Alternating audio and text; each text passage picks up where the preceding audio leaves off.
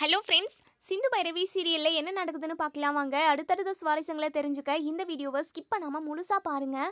நம்ம அன்னபூர்ணி சிவா கிட்ட சொல்கிறாங்க, இங்கே பாரியா சிவா, திருட்டு போன நகை எல்லாமே கிடச்சிடணும் அப்படின்னு சொல்லிட்டு சாமிக்கிட்ட நான் ஒரு வேண்டுதல் வச்சுருக்கேன்யா. திருட்டு போன நகையுமே கிடச்சிருச்சு. நம்ம நாளைக்கே போயிட்டு அந்த வேண்டுதலை முடிச்சிடணும் அப்படின்னு சொல்கிறாங்க.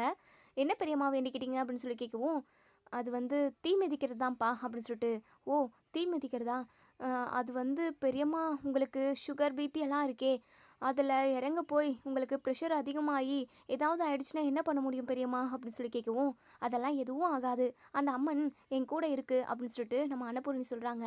மறுநாள் காலையில் எல்லாருமே கோவிலாண்ட போகிறாங்க. ஸோ அதுக்கான ஏற்பாடு எல்லாமே நடந்துக்கிட்டு இருக்கு. இப்போது இங்கே நம்ம அன்னபூர்ணியுமே இப்போது தீ மிதிக்கிறதுக்காக தீயில இறங்க போகிறாங்க. பாதி தூரம் நடந்துக்கிட்டு வராங்க. அவங்களால முடியல. அப்படியே மயக்கம் போகிற மாதிரி பண்ணவும் உடனே சிவாவும் ஆறுமுகமும் போயிட்டு கைத்தாங்க கூட்டிகிட்டு வந்து உட்கார வைக்கிறாங்க. உடனே அன்னபூர்ணிக்கு ரொம்பவே பரிதவிப்பாகவும் பயமாகவும் இருக்குது. ஏன்னா வேண்டுதலை பாதிலே நிறுத்தினாங்க அப்படின்னா கண்டிப்பாக அதனால் ஏதாவது ஒரு பிரச்சனையை அந்த அம்மன் கொடுத்துருச்சுன்னா என்ன பண்ணுறது அப்படின்னு சொல்லிட்டு நம்ம அன்னபூரணி ரொம்பவே பயந்து போயிருக்காங்க. பிரியமா, உங்களுக்கு எதுவும் இல்லை பிரியமா, கொஞ்சமாக தண்ணி கொடுங்க அப்படின்னு சொல்லிட்டு சிவா ரொம்பவே பதட்டமாக தண்ணி ஊட்டி விடுறாங்க. இங்கே பாரியா சிவா, நான் வேண்டுதலை இப்போவே முடிச்சாகணும். நான் இந்த வேண்டுதலை முடித்தா மட்டும்தான் நம்ம குடும்பத்துக்கு எதுவும் ஆகாது. அப்படி இல்லைன்னா அந்த ஆத்தா நான் கோவத்தில் ஏதாவது பண்ணிட போகிறா அப்படின்னு சொல்லிட்டு சிவா இங்கே பாருங்கள் பெரியம்மா, அப்படியெல்லாம் எதுவும் நடக்காது. உங்களுக்கு உடம்புக்கு முடியல, அப்புறம் எப்படி நீங்கள் இந்த செஞ்சு முடிப்பீங்க? அதெல்லாம் ஒன்றும் வேண்டாம் பெரியம்மா அப்படின்னு சொல்லிட்டு கரெக்டாக அப்போ தான் நம்ம சிந்து வராங்க. சிந்து இங்கே பாருங்க அத்தை, உங்களுக்கு என் மேலே அதிகமாகவே கோவம் இருக்குன்னு எனக்கு நல்லாவே தெரியும். அதெல்லாம் ஒரு பக்கமாக ஒதுக்கி வச்சுட்டு நான் சொல்கிறத ஒரு நிமிஷம் கேளுங்க அத்தை. உங்களுக்கு பதிலாக நான் தீ மிதிக்கிறேனே அப்படின்னு சொல்லிட்டு உடனே இங்கே அன்னபூர்ணி அதெல்லாம் ஒன்றும் வேண்டவே வேண்டாம் அப்படின்னு சொல்கிறாங்க.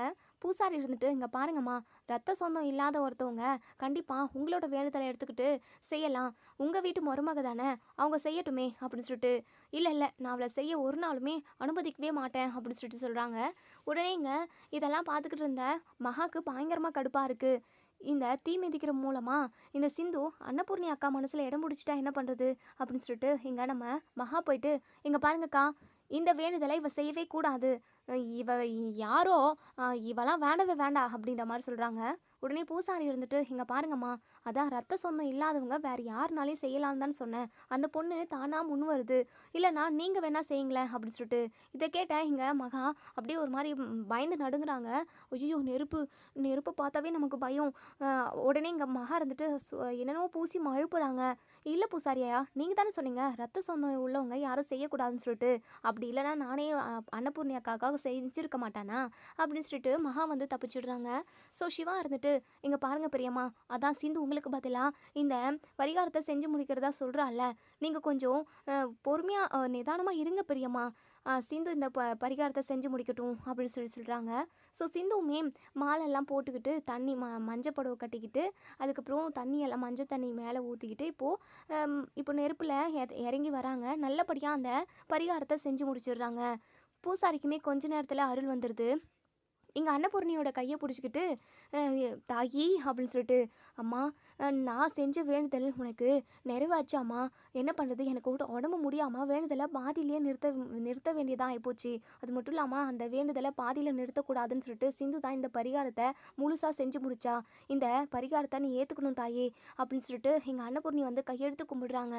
உடனே அருள் வந்த அந்த அம்மன் இங்கே பாரு தாயி, இந்த வேண்டுதல் நல்லா முழுமையாக முடிஞ்சிச்சு. சிந்து எனக்காக செஞ்சதை நான் ஏற்றுக்கிட்டேன். நான் சிந்துக்காக ஒரு நல்லது செய்யலான்னு இருக்கேன். சிந்து ரொம்ப ரொம்ப நல்ல பொண்ணு. அவளை நீங்கள் உங்கள் மருமகளாக ஏற்றுக்கணும் அப்படின்ற மாதிரி அம்மன் சொல்லுது. ஸோ இதை கேட்ட அன்னபூர்ணி தாயே, நீ இந்த உலகத்துக்கு எல்லாத்துக்குமே நல்லது செய்கிற அம்மன், நீ சொல்கிறத நான் என்றைக்குமே மறுக்க மாட்டேன் தான். ஆனால் அந்த சிந்து விஷயத்தில் என்னால் கேட்க முடியாது அப்படின்ற மாதிரி சாமிக்கிட்டே உத்தரவு போடுற மாதிரி அன்னபூர்ணி பேசவும், உடனே சாமி அதாவது அம்மன் பயங்கர ஆக்ரோஷப்படுது. இங்கே பாரு தாயி, நான் சொல்கிறத கேட்கல அப்படின்னா உன் குடும்பத்துக்கு மிகப்பெரிய கெடுதல் வரும். நானாக உன் குடும்பத்துக்கு கெடுதல் பண்ண மாட்டேன்.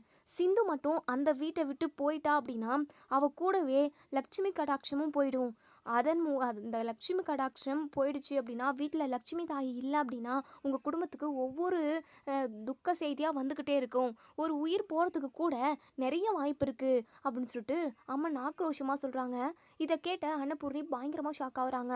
என்ன சொல்கிறீங்க என்ன சொல்கிறீங்க தாயே அப்படின்னு சொல்லி கேட்கவும், ஆமாம், நான் சொல்கிறத நீ செஞ்சு தான் ஆகணும். சிவாவும் சிந்துவும் ஒன்று சேர்ந்து வாழணும். என் மக சிந்து ரொம்ப ரொம்ப நல்லவ, யாருக்கும் எந்த தீங்கும் நினைக்காதவ அப்படின்னு சொல்லிட்டு அம்மன் வந்து சொல்கிறாங்க. உடனே அன்னபூர்ணியுமே, சரி தாயே, நீ சொல்கிற மாதிரி கண்டிப்பாக நான் சிந்துவை மன்னிச்சு என் மருமகளாக ஏற்றுக்கிறேன் அப்படின்னு சொல்கிறாங்க.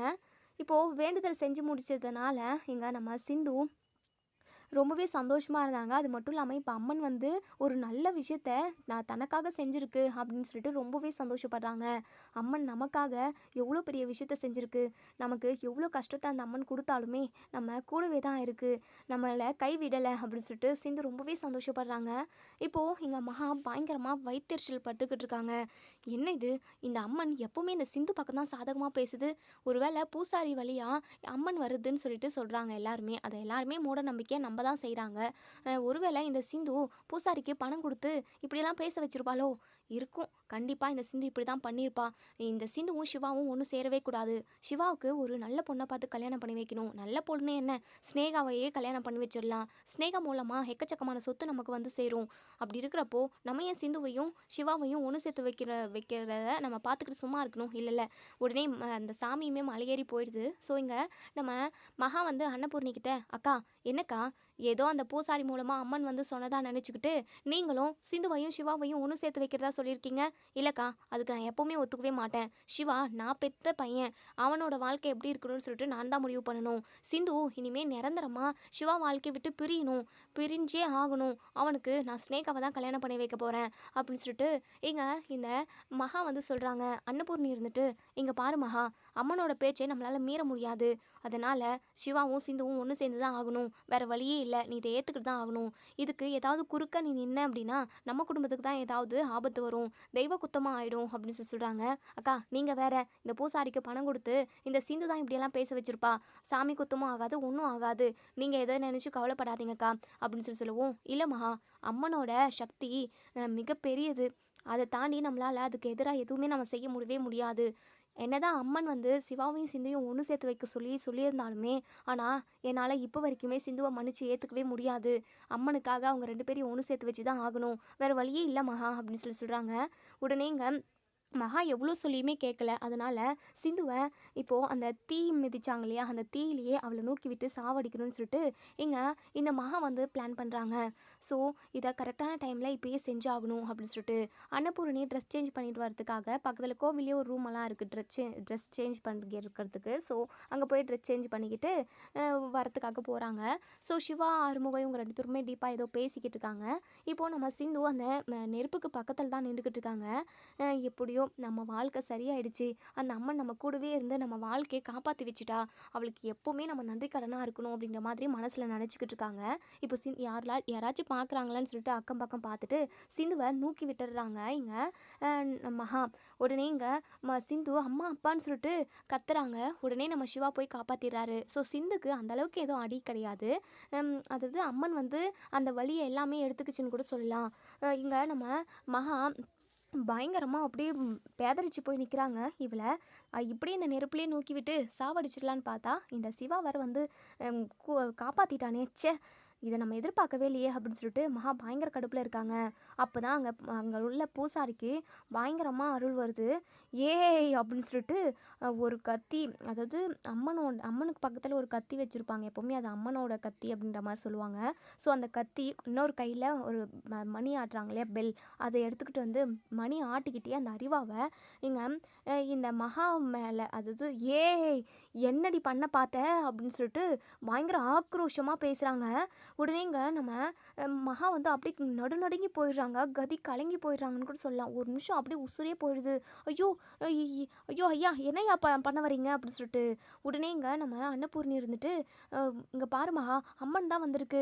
ஐயோ சொல்லுங்கள் தாயே, எதுக்காக நீங்கள் இப்போது மகாவை இப்படி ஆக்ரோஷமாக பேசுகிறீங்க, அவளை பயன்படுத்துகிற மாதிரி பண்ணுறீங்க அப்படின்னு சொல்லி கேட்கவும், தாயி இவ என்ன காரியம் பண்ணா தெரியுமா, ஏன் மகா சிந்துவை இந்த நெருப்பில் விழுந்து சாகடிக்கணும்னு நினச்சிருக்கா? என் பிள்ளைய சாக விட நான் விட்டுருவேனா? என் பிள்ளைக்கு ஏதாவது ஒன்றுனா நான் வருவேன். இங்கே பாரு, நீ பண்ண காரியத்துக்கு இப்போவே நான் உன்னை பொலி போடாமல் விட மாட்டேன் அப்படின்னு சொல்லிட்டு பயங்கர ஆக்ரோஷமாக பேசுவோம். இங்கே மகா இருந்துட்டு, ஐயோ அம்மா என்னை மன்னிச்சிரு தாயே, இனிமேல் யாருக்குமே எந்த ஒரு கெடுதலும் செய்ய மாட்டேன். இனிமேல் சிந்து எனக்கு குலதெய்வம், அவளுக்கு நான் பால் அபிஷேகம் தான் செய்வேன். அவளை நீ இனிமேல் எக்கார்ந்து கொண்டும் சின்னதாக முறைச்சி கூட பார்க்க மாட்டேன் அப்படின்னு சொல்லிட்டு மகா அப்படியே பயந்து நடுங்குறாங்க. உடனே இங்கே அந்த அம்மன் இருந்துட்டு, இங்கே பாரு, இதுக்கப்புறம் என் பிள்ளை சிந்துக்கு ஏதாவது ஒரு கெடுதல் நினைக்கணும்னு நினச்ச அந்த நிமிஷமே, நீ மனசில் நினச்ச நிமிஷமே நீ அழிஞ்சு போயிடுவ. அதுக்கான எல்லா ஏற்பாடையும் நான் செஞ்சுடுவேன் அப்படின்னு சொல்லிட்டு எங்கள் அம்மன் வந்து அப்படியே மலையேறி போயிடுறாங்க. ஸோ இங்கே மகா அப்படி பேய் அரைஞ்ச மாதிரி இருக்காங்க. அன்னபூர்ணி இருந்துட்டு, என்ன மகா, அப்போது சிந்துவை நெருப்பில் நோக்கி விட்டது நீதானா அப்படின்னு சொல்லிட்டு, அது வந்துக்கா, நான் எவ்வளோ சொல்லியுமே நீங்கள் கேட்கவே இல்லை. சிந்துவையும் சிவாவையும் ஒன்று சேர்த்து வைக்கிறதா நீங்கள் சொல்லியிருந்தீங்க. அதனால தான் நான் ஒரு கோவத்தில் சிந்துவை அப்படி தள்ளி விட்டுட்டேன். உடனே இங்கே அன்னபூர்ணி பல்லார்னு ஒரு அறை விடுறாங்க. கொஞ்சமாவது உனக்கு அறிவு இருக்கா? எதுக்காக இப்படி பண்ணுற? என்னதான் நமக்கு அவங்க மேலே கோவமே இருந்தாலும் அவங்கள கொலை செய்யணும்னு சொல்லிட்டு அவ்வளோ தூரமாலாம் யோசிக்கவே கூடாது. உனக்கு ஆள் வளர்ந்துருக்கிய தவிர கொஞ்சம் கூட புத்தியே வளரல, மூளையும் வளரல அப்படின்னு சொல்லிட்டு அன்னபூர்ணி பயங்கரமாக திட்டுறாங்க. அதுக்கப்புறம் இங்கே அன்னபூர்ணி கிட்ட பயங்கரமாக திட்டு வாங்கிக்கிட்டு இங்கே மகா ஒரு மூலையில் போய் உட்காந்துக்கிறாங்க. ச்சே, எல்லார் முன்னாடியும் அவமானப்பட்டது தான் மிச்சம். இந்த சிந்துவை ஒரே அடியாக போட்டு தள்ளலான்னு பார்த்தா அந்த அம்மனே அவளுக்கு துணையாக இருக்குது. அப்படி இருக்கிறப்போ நம்மளால் அவளுக்கு எந்த ஒரு கெடுதலும் செய்யவே முடியாதே, ச்சே அப்படின்னு சொல்லிட்டு பயங்கரமாக கடுப்பில் இருக்காங்க.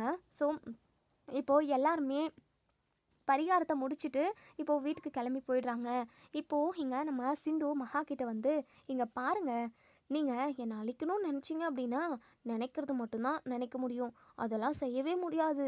ஏன்னா அந்த ஆத்தாலே என் பக்கம் துணையாக இருக்கா. அப்படி இருக்கிறப்போ உங்களால் என்கிட்ட நெருங்க கூட முடியாது. நான் டாக்டர் கூட ஒன்று சேர்ந்து சந்தோஷமாக வாழ போகிறேன். அதை பார்த்து நீங்கள் தினம் தினம் வயிறு எரிஞ்சு சாகணும்.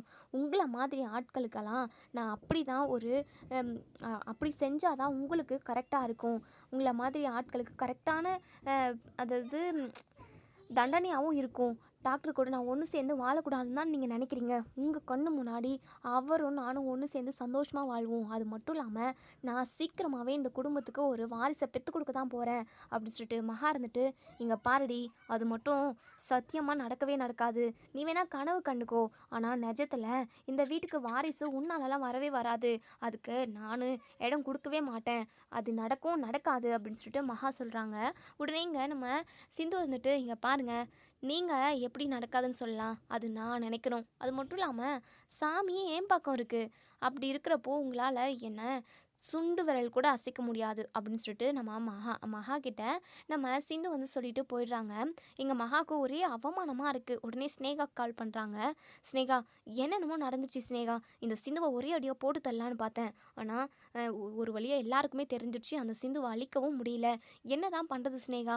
இந்த சிந்து ஒரே அடியாக மேலுக்கு போய் சேர்ந்தால் மட்டும்தான் நம்ம நினச்சது எல்லாமே நடக்கும். நீ சிவாவை கல்யாணம் பண்ண முடியும், நானும் இந்த வீட்டவே ஆண்டு அனுபவிக்க முடியும். அதுக்கு ஒவ்வொருத்தராக இந்த வீட்டில் இருந்து காலி பண்ணி நீக்கணும். அதுக்கு நீ தான் எனக்கு பக்கத்துணையாக இருக்கணும் ஸ்னேகா. ஏதாவது மாஸ்டர் பிளான் போடு ஸ்னேகா. ஃபஸ்ட்டு இந்த சிந்துவை துரத்தி அடிக்கணும் அப்படின்னு சொல்லிட்டு சொல்கிறாங்க.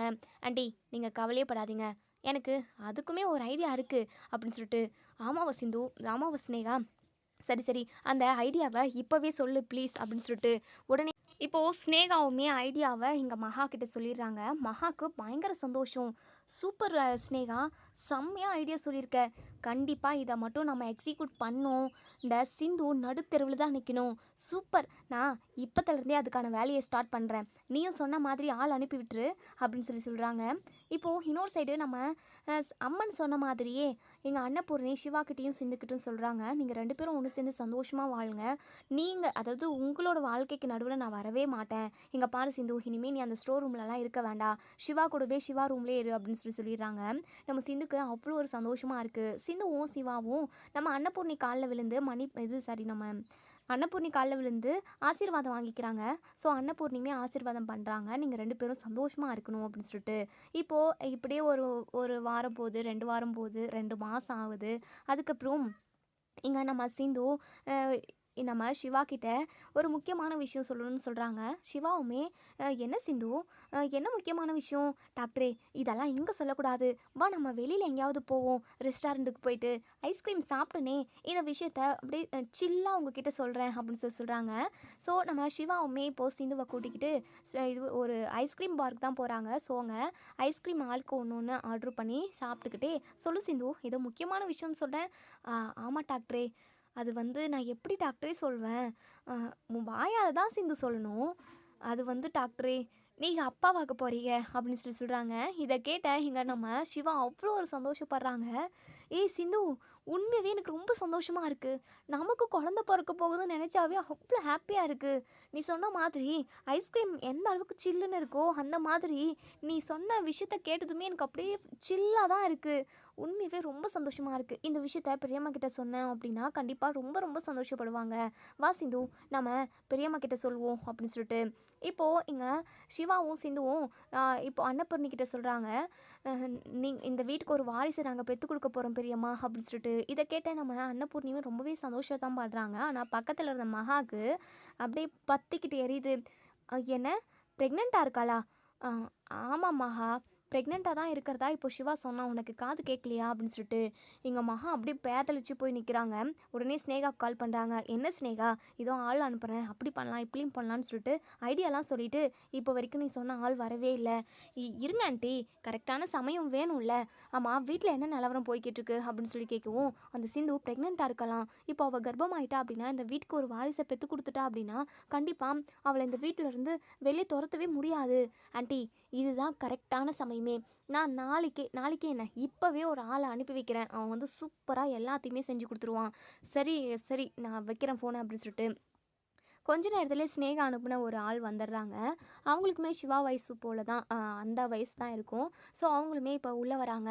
உடனே ஆறுமுகம் இருந்துட்டு, யார் நீங்கள், எதுக்காக கொல்லிக்காமல் நீங்கள் பாட்டுக்கு நேராக வீட்டுக்குள்ளே நுழையிறீங்க, என்ன ஏதுன்னு சொல்லி தெரிஞ்சுக்கிறது தானே, நீங்கள் யாருன்னு தெரிஞ்சால் தானே நாங்கள் உள்ளே விட முடியும், நீங்கள் பாட்டுக்கு வந்துக்கிட்டே இருக்கீங்க அப்படின்னு சொல்லிட்டு.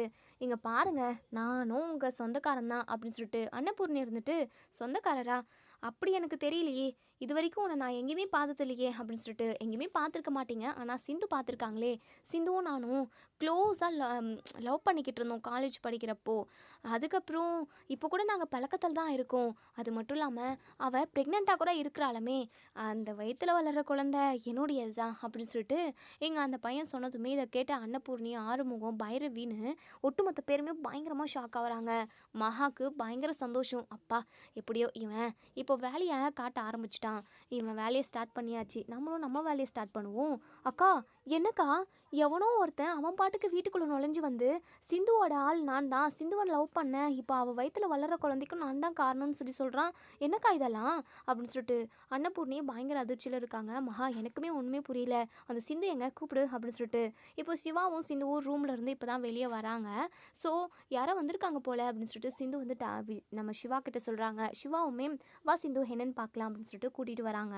ஸோ இங்கே நம்ம அன்னபூர்ணி கிட்ட வந்து, யார் பெரியம்மா இவர் அப்படின்னு சொல்லிட்டு. யாரா, சிந்துவை கேளு யாருன்னு அப்படின்னு சொல்லிட்டு. சிந்து, யார் சிந்து இது, எனக்கு தெரியலங்க அப்படின்னு சொல்லிட்டு நம்ம சிந்து சொல்கிறாங்க.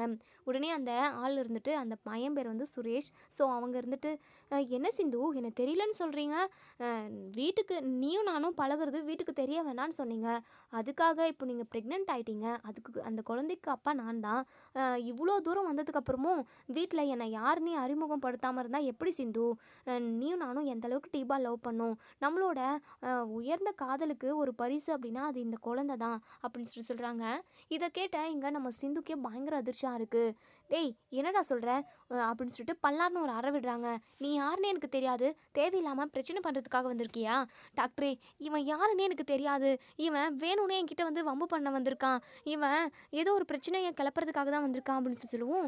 மகா இருந்துட்டு, அடச்சி வாயை மூட்ரி, கொஞ்சம் கூட உனக்கு சூடு சொரணை வெக்கமானோன்னு எதுவுமே இல்லவே இல்லையா, எவனோ ஒருத்தன் வந்தான், அவன் பாட்டுக்கு வந்து உன் வயிற்றில் வளர்கிற குழந்தைக்கு நான் தான் காரணம் அப்படின்னு சொல்லி சொல்கிறான். இப்போது நீ தெரியாத மாதிரி நடிக்கிறியா, இங்கே பாரு, என் பையனுக்கு துரோகமாக பண்ணிக்கிட்டு இருக்க, என் பையன் இப்போ வரைக்குமே யாருக்கும் எந்த ஒரு துரோகம் பண்ணவே இல்லை, உனக்கு இப்போ வரைக்கும் புருஷனா உண்மையாக தானே இருக்கான், நீ மட்டும் ஏண்டி என் பையனுக்கு இப்படி ஒரு துரோகத்தை பண்ணியிருக்க. அக்கா, இதெல்லாம் பார்த்துக்கிட்டு நீங்களும் சும்மாவே இருக்கீங்களே, இங்கே பாருங்கக்கா, தயவு செஞ்சு என்ன எதுன்னு கேளுங்கக்கா, இந்த சிந்துவை கேளுங்கக்கா, இவளுக்கு தான் எல்லாமே தெரியும். இவ வயித்துல வளர்ற குழந்தைக்கும் நம்ம சிவாவுக்கும் எந்த சம்மந்தமும் கிடையாது. இதோ இங்க நிக்கிறானே சுரேஷ்னு, இவனுக்கும் இவளுக்கும் தான் ஏதோ ஒரு தொடர்பு இருக்கு. கள்ள காதல் பண்ணிக்கிட்டு இருந்திருக்காங்கக்கா. சி, கேட்கறதுக்கே அசிங்கமா இருக்குக்கா. அக்கா, ஏன்க்கா இப்படி பேய் அறிஞ்ச மாதிரி நின்றுக்கிட்டு இருக்கீங்க? கேளுங்கக்கா அப்படின்னு சொல்லிட்டு மகா, இதை இப்போ வரைக்குமே என்னால் நம்பவே முடியல. உடனேங்க சிவா கிட்ட, சிவா என்னையா இதெல்லாம், அந்த சிந்துக்கிட்ட நீயே கேளியா, எனக்கு அசிங்கமாக இருக்குது இந்த பேச்சை பேசுறதுக்கு கூட அப்படின்னு சொல்லிட்டு அன்னபூர்ணி சொல்கிறாங்க. இப்போது எங்கள் சிவா இருந்துட்டு, என்ன சிந்து இது, டாக்டரே சத்தியமாக இது யாருன்னே எனக்கு தெரியல அப்படின்னு சொல்கிறாங்க. உடனேங்க நம்ம அன்னபூர்ணி இருந்துட்டு, சிந்து என்ன இதெல்லாம் கூத்து, சி அசிங்கமாக இருக்குது, அப்போவே உன்னை வேண்டான்னு சொல்லிட்டு நான் சிவா கிட்ட சொன்னேன். என்ன பண்ணுறது, அம்மன் பக்கம் இருந்தது, அம்மன் சொல்லிச்சு அப்படின்றதுக்காக தான் உன்னையும் சிவாவையும் நான் ஒன்று சேர்த்து வச்சேன். ஆனால் இன்னைக்கு சிவாவுக்கே தெரியாமல் எவனோ ஒருத்தன் கூட கள்ளக்கு தொடர்பில் இருந்து இப்போது அவனுக்கு குழந்தைய பெற்றுக்கிற நிலைமைக்கு வந்திருக்கே நீ. உன் வயிற்றில் வளர்கிற குழந்தைக்கு இவன் தான் அப்பாவா? சொல்லுடி, எதுக்காகடி சிவாவுக்கு துரோகம் பண்ண அப்படின்னு சொல்லிட்டு இங்கே நம்ம அன்னபூர்ணி இங்கே சிந்துவை சந்தேகப்பட்டு கேட்குறாங்க. சிந்து பயங்கரமாக அழுகுறாங்க. தயவு செஞ்சு நான் சொல்கிறது கேளுங்க, இவனுக்கு எனக்கும் எந்த சம்மந்தமும் இல்லவே இல்லை.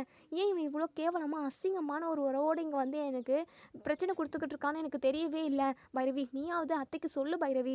பைரவியுமே முறைச்சி பார்க்குறாங்க. சிந்து, ஏதோ சிவாவை நீ உயிருக்கு உயிராக லவ் பண்ணதுக்காக அவரவே கல்யாணம் பண்ணிக்கணும்னு நினச்சேன். அதுக்காக பொய் சொல்லிட்டு கல்யாண மண்டபத்திலேருந்து ஓடி போய் சிவாவை கல்யாணம் பண்ணிக்கிட்ட. அப்போது நீ சிவாவுக்கு தான் உண்மையாக இருக்கணும். போயும் இவ்வளோ கீழ்த்தரமான வேலையை செஞ்சுருக்க. சி, உன் முகத்தில் முழிக்கிறதுக்கே எனக்கு சுத்தமாக பிடிக்கல, வெறுப்பாக இருக்குது. என்ன பைரவி, நீயே சந்தேகப்படுறியா அப்படின்னு சொல்லிட்டு எங்கள் நம்ம சிந்து பயங்கரமாக அழுகுறாங்க. உடனே எங்கள் மகா இருந்துட்டு, எங்கள் பாருங்கக்கா, இதுக்கப்புறம் என்னால் பொறுமையாகவே இருக்க முடியாது.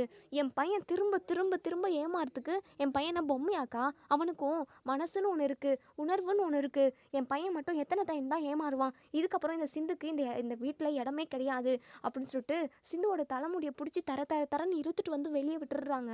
சிந்து பயங்கரமாக அழுகுறாங்க. இங்கே பாருங்கள், என்னை வீட்டை விட்டு துரத்துறதுக்கு உங்களுக்கு எந்த ஒரு ரைட்ஸுமே கிடையாது, உங்களுக்கு உரிமையே கிடையாது அப்படின்னு சொல்லுவோம். ஆமாடி, இந்த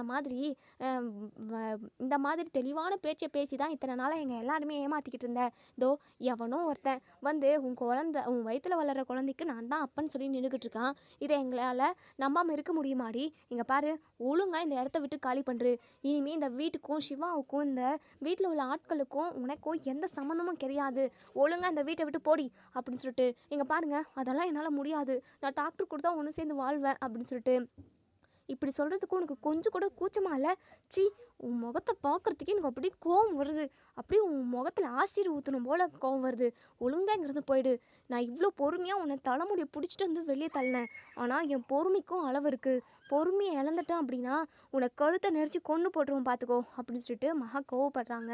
உடனே இங்கே நம்ம பைரவி இருந்துட்டு இங்கே அன்னபூர்ணிக்கிட்ட, இங்கே பாருங்கத்த, சத்தியமாக சிந்து இப்படியெல்லாம் பண்ணுவான்னு சொல்லிட்டு கொஞ்சம் கூட எதிர்பார்க்கல. எவ்வளோ கேடுகட்ட வேலையை செஞ்சுருக்கா. சிவாவுக்கு திரும்பவும் அவமானத்தை தான் இந்த சிந்து தேடி கொடுக்குறா. என் அப்பா சிந்துவை நல்லபடியாக தான் வளர்த்தாங்க, ஆனால் ஏன் இவன் இப்படி கேடுகட்டத்தனமாக பண்ணிக்கிட்டு இருக்கான்னு எனக்கு தெரியல அப்படின்னு சொல்லிட்டு உடனே சிந்து வந்துட்டு, ஏன் பைரவி நீ இப்படி பேசுகிற, என் மேலே எந்த தப்பும் இல்லை, கண்டிப்பாக என் மேலே எந்த தப்பும் இல்லைன்னு சொல்லிட்டு நிரூபித்து காட்டுறதுக்கு எனக்கு கொஞ்சம் டைம் கொடுங்க அப்படின்னு சொல்லிட்டு எங்கள் சிந்து வந்து கெஞ்சி கதறி அழுகுறாங்க. உடனே நம்ம சிவாவுமே எதுவுமே பேசாமே இருக்காங்க. டாக்டரே, என்ன டாக்டரே நீயே எதுவுமே பேசாமல் இருக்க, என் மேலே எந்த தப்பும் இல்லைன்னு சொல்லு டாக்டரே அப்படின்னு சொல்லிட்டு உடனே அன்னபூர்ணி இருந்துட்டு, சிந்து போதும் நிறுத்து, சும்மா பேசிக்கிட்டு இருக்காத. என் பிள்ளை சிவா ரொம்பவே மனசொடிஞ்சு போயிருக்கான். உன்னால் அவன் திரும்ப அவமானப்பட்டது தான் மிச்சம். ஒழுங்காக இந்த வீட்டை விட்டு போயிடு. இந்த குடும்பத்துக்கு எவ்வளோ பெரிய அவமானத்தை தேடி கொடுத்துருக்க நீ அப்படின்னு சொல்லிட்டு உடனே இங்கே பக்கத்தில் அந்த சுரேஷ்னு ஒருத்தவங்க வந்தாங்க இல்லையா, அவங்க இருந்துட்டு, ஏன் சிந்து இவங்ககிட்டலாம் அழுதுகிட்டு இருக்க, உன்னை பார்த்துக்கிறதுக்கு நான் இருக்கேன் சிந்து, வா சிந்து அப்படின்னு சொல்லிட்டு கையை பிடிச்சி கூப்பிடவும் எங்கள் சிந்துக்கு பயங்கரமாக கோவம் வந்தது. அந்த சுரேஷை பல்லார்னு 4 அறை விடுறாங்க. உடனே இங்கே நம்ம சிவாவோட காலில் விழுந்து, டாக்டரே சத்தியமாக நான் எந்த தப்பும் பண்ணல, நான் உயிரை விட மேலாக நேசிச்சது உன்னை மட்டும்தான். உன் கூட ஒன்று சேர்ந்து வாழணுன்றதுக்காக நான் எவ்வளோ கஷ்டத்தை அனுபவிச்சுன்னு உனக்கே தெரியும். அப்படி இருந்தும் ஏன் டாக்டரே என் மேலே உனக்கு நம்பிக்கை வரல? எல்லாரும் சொல்கிறத கேட்டுக்கிட்டு மரம் மாதிரி நின்றுக்கிட்டு இருக்க. சத்தியமாக நான் எந்த தப்பும் பண்ணல டாக்டரே அப்படின்னு சொல்லிட்டு இங்கே நம்ம சிந்து வந்து கதறி அழுகுறாங்க. இங்கே நம்ம சிவா இருந்துட்டு, சிந்து நீ எந்த தப்பும் பண்ணியிருக்க மாட்டேன்னு எனக்கு தெரியும், நீ வா சிந்து உள்ள அப்படின்னு சொல்லிட்டு நம்ம சிவா கூப்பிடவும் உடனே இங்கே மகா இருந்துட்டு, எங்கள் பாரு சிவா, நீ வேணா இவளை நம்பலாம், ஆனால் நாங்கள் கண்மூடித்தனமாக இவளை நம்புறதுக்கு நாங்கள் ஒன்றும் முட்டாள் கிடையாது. இவ்வளோ தூரம் இவளோட சுயரூபம் என்னன்னு சொல்லிட்டு வெட்ட வெளிச்சமாக தெரியிறப்போ நாங்கள் எப்படி இவளை ஏற்றுக்க முடியும்? இவன் மேலே இருக்கிற பழியை எப்படி இவ போப்பா? சரி, இவளுக்கு டைம் கொடுக்குறோம், அதை நிரூபித்து காட்ட சொல்ல பார்க்கலாம். இவளுக்கு ஒரே ஒரு 2 மணி நேரம் தான் டைம், அதுக்குள்ளே இவன் நிரூபித்து காட்டணும், இல்லைனா இந்த வீட்டில் இருக்கவே கூடாது அப்படின்ற மாதிரி இங்கே நம்ம மகா வந்து சொல்லிடுறாங்க. சிந்துக்கு என்ன பண்ணுறதுனே தெரியல. அன்னபூர்ணிமே ஆமா சிவா, மகா சொன்னது கரெக்டு தான், நீ உள்ளே வா அப்படின்னு சொல்லிட்டு எல்லாருமே உள்ளே போயிடுறாங்க. சிந்துக்கு என்ன பண்ணுறதுனே தெரியல, பயங்கரமாக அழுதுகிட்டு இருக்காங்க. எப்படியாவது நம்ம நிரூபிக்கணும் அப்படின்னு சொல்லி நினைக்கிறாங்க. ஸோ சிந்து மேலே எந்த தப்புமே இல்லை அப்படின்னு சொல்லிட்டு அவங்க நிரூபிச்சுட்டு சிவாவும் சிந்துவும் ஒன்று சேர்ந்து வாழணும் அப்படின்னு நினைக்கிறவங்க இந்த வீடியோவுக்கு லைக் பண்ணி கமெண்ட் பண்ணி தருவீங்க. தேங்க்யூ.